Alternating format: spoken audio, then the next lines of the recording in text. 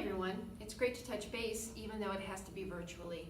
Since we had to cancel our town hall, we're bringing the town hall to you. Here's what we've been doing to stay safe and to help animals and people in our community during COVID.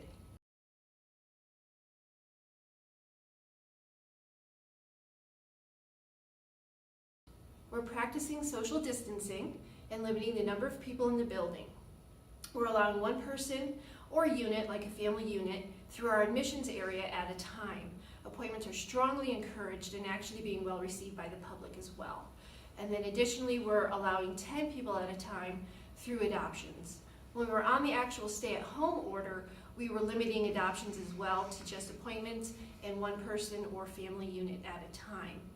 As you can see, I have a face mask hanging out around my neck because we are requiring face masks. We're also requiring social distancing, cleaning hard surfaces.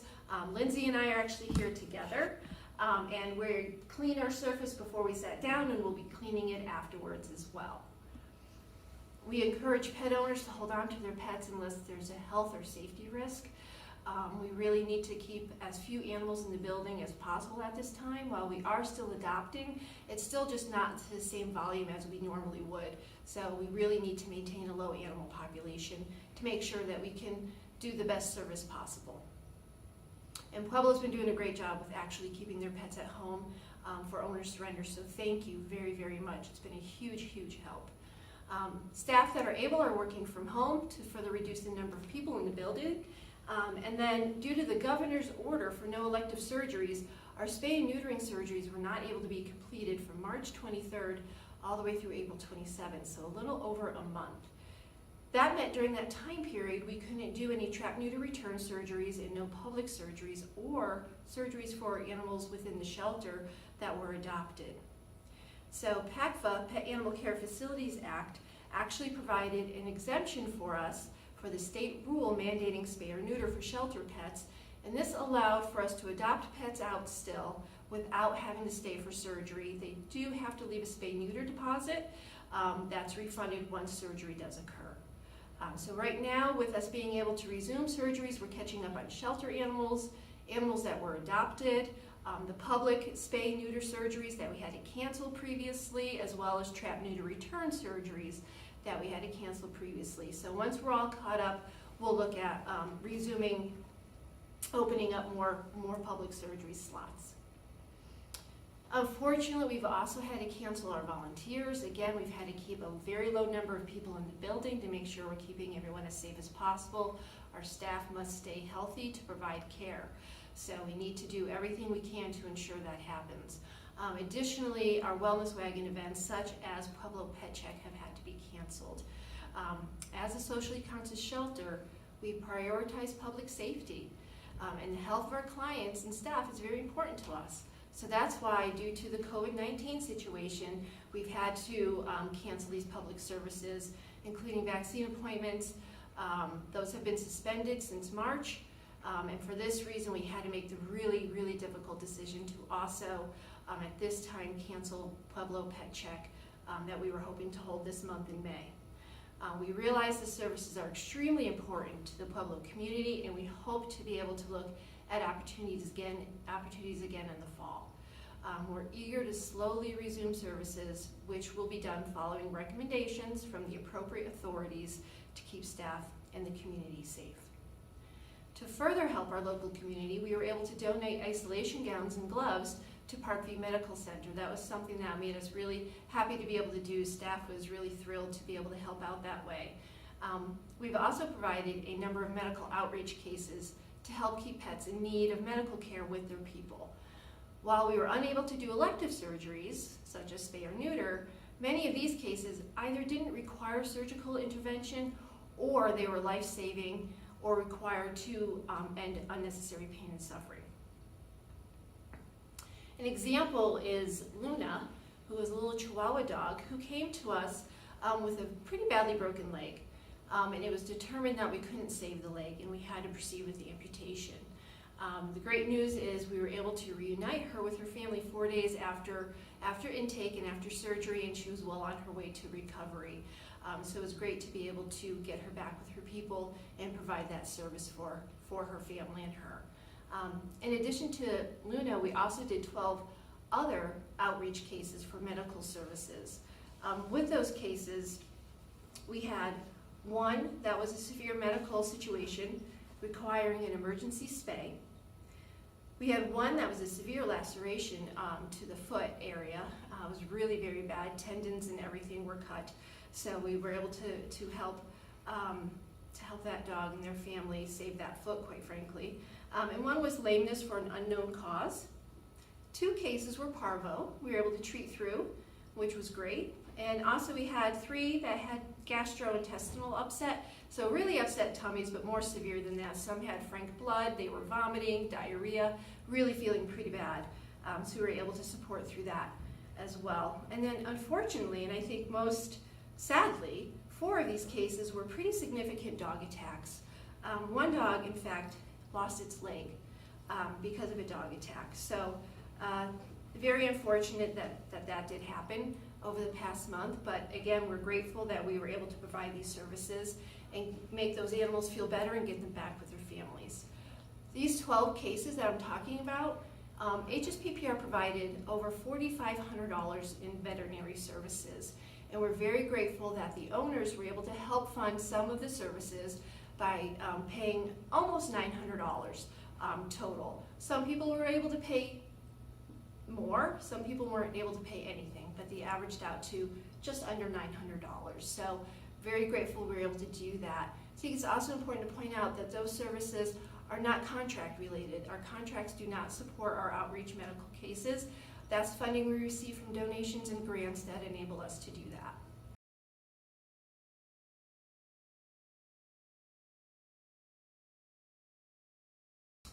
Going to share some first quarter statistics from 2020 versus 2018. So that's January, February, and March. Our intakes are holding steady with a slight increase of 13 animals from 2020 to 2018.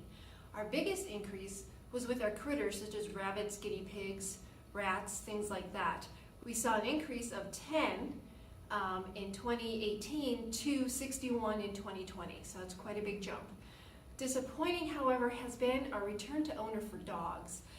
We're actually down 56 return to owners from the same time period in 2018. So we really need dog owners to come on in and get their pets. At the very least, call and talk with us, so that way if you're struggling in some way, we can talk about how we can help. Our adoptions, however, are up by 147, so that's great news. Dog adoptions are up by 82, cats by 28, and again, those rabbits and guinea pigs and whatnot, we actually are up by 37 adoptions. 223 pets were transferred to other agencies, which is an increase of 31 over 2018.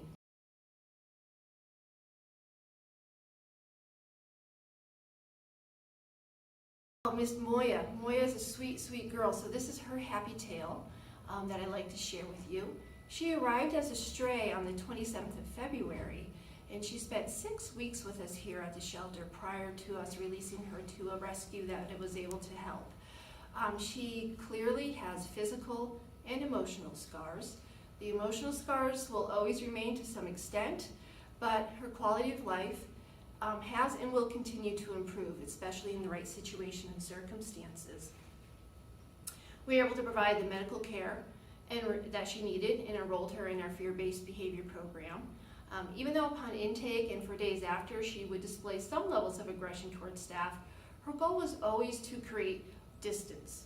So she was communicating appropriately to us that she wanted to be left alone. So we did our best to honor that, her need for time and space, while still providing slow, methodical, and patient care. And eventually we were able to win her over and get her far more comfortable. But we still saw that she had a very big need for more specific placement as well as some more behavioral work. So we're able to partner with the rescue to do just that. And in fact, they even had a little bit of challenge with her initially. Her first foster home just had a little too much going on. Too many dogs, too many cats, too many kids. It was too much for her. So they had to find an alternative foster home for her. And you can see her picture here, sleeping with her new foster buddy on the couch, which is fantastic to see. Creed is a very, very large 83-pound young Labrador mix, about a year old, and his family couldn't keep him anymore. He was just basically too much dog. They tried to rehome him, however, that was not successful. So the people they rehomed him to returned him to them, and then they brought him to the shelter. Basically, they reported him being just, a lot of dog, very mouthy, a lot of jumping up, a lot of mouthing of the arms and the hands and things like that. And again, he's a really big boy, so it was just a lot to manage. We assessed, as well as the behavior reported, that he's what we would call a level 4 dog.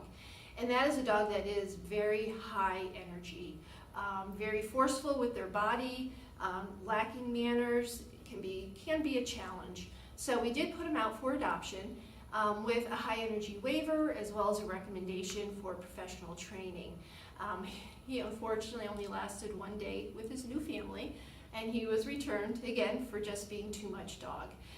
So we strengthened the waiver to really try to drive home that he really is a very special dog who needs a very committed person, because we have to stop that cycle of being rehomed. It's very, very difficult for dogs to be bounced from home to home.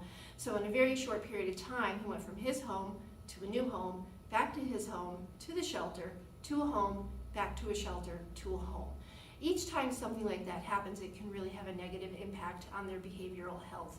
So we really needed to make sure his next family understood how much he needed to be managed, if you will. Lots of training, lots of exercise, and a lot of consistency. So he did get readopted, and so far, and we're going to keep our fingers crossed that it's going to stick, that he got the right placement this time, who could manage his enthusiasm, shall we say. Next is Clyde, a sweet little handsome kitty who's came to us with a microchip, actually, but however, something we see too often is microchip information not being current. So we were actually unable to reach out to his people because his information was not updated. And unfortunately, nobody came forward to reclaim either during his stray period. He had a wound to his tail, puncture wounds, and a fracture. So actually something bit him hard enough to break his tail. Thankfully, he was able to get away from whatever that was and end up at the shelter, where we were able to provide him with a partial tail amputation and then get him adopted out on April 16th.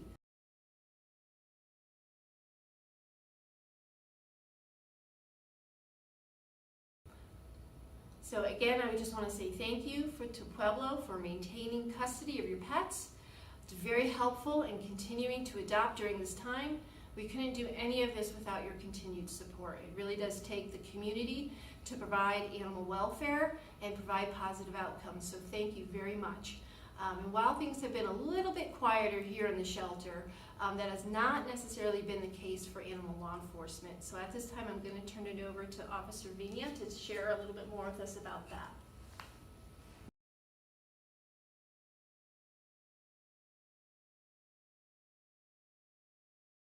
All right, thank you, Gail, and thank you all for tuning in to our virtual town hall. What a year it's been. It's hard to believe we have been back in the Pueblo community for almost a year now. And what I thought I would do is just start off with covering some of our highlights within animal law enforcement and some of our big accomplishments this past year. So as you all have heard, we had the dog fighting conviction, the Jerry Grady case. That was back in June of 2019. We had the Steel City Cat Coalition seizure, impoundment and care of over 135 cats that were critically ill and required a lot of our shelter staff time and energy. That was back in September of 2019. And then we had the collaborative efforts with the I-25 traffic accident. It was shortly after we were asked to come back to Pueblo, where it was a traffic accident involving over 100 goats. And that was quite a feat for us within ALE, as we were minimally staffed down here in Pueblo, and so we really had to pull a good partnership with the Sheriff's Office and all the other traffic responding agencies. So some of our numbers, these numbers that we're covering are just for first quarter, January through March, just like Gail had mentioned. So total calls for service, we had 3,263 calls. 316 aggressive animal calls. And again, that's anywhere where someone is reporting an animal is displaying some type of threatening behavior, whether that's barking, charging, growling. Basically, that would be an emergency response. 33 assist calls. That is where our officers are contacted by local agencies such as the Pueblo Police Department and the Sheriff's Office to basically assist them with, allowing them to do their job more efficiently. And so if they need our assistance with an animal on property, they certainly call us, and again, that's an emergency response from our agency. 721 animal investigations, so most of those are just general welfare calls where maybe a neighbor is calling in and they have some concerns with maybe a shelter or if an animal has water, things like that. And then 209 deceased animal pickups, and that's again just on public property. A couple of things we've been working on. As always, our recruitment and training of new officers. We always want to make sure that we have the best boots on the ground here in Pueblo, and that takes a lot of work to try to find the right individuals to do the job. With that, we've been working on officer certifications through Colorado Association of Animal Control Officers, as well as the Bureau of Animal Protection through the Department of Agriculture. And then most importantly, just relationship building, not only with the community, but the other agencies that we work with. Really just pushing education and awareness, just like we're here today, just getting out and talking to the community about what it is we do and providing them an outlet or a good resource when they need help or assistance with their pets. So that is all we have for you today. We are looking forward to, in the near future, having a town hall meeting that won't have to be virtually held. But until then, please feel free to reach out to us if you have any other questions or concerns. And we thank you for your support.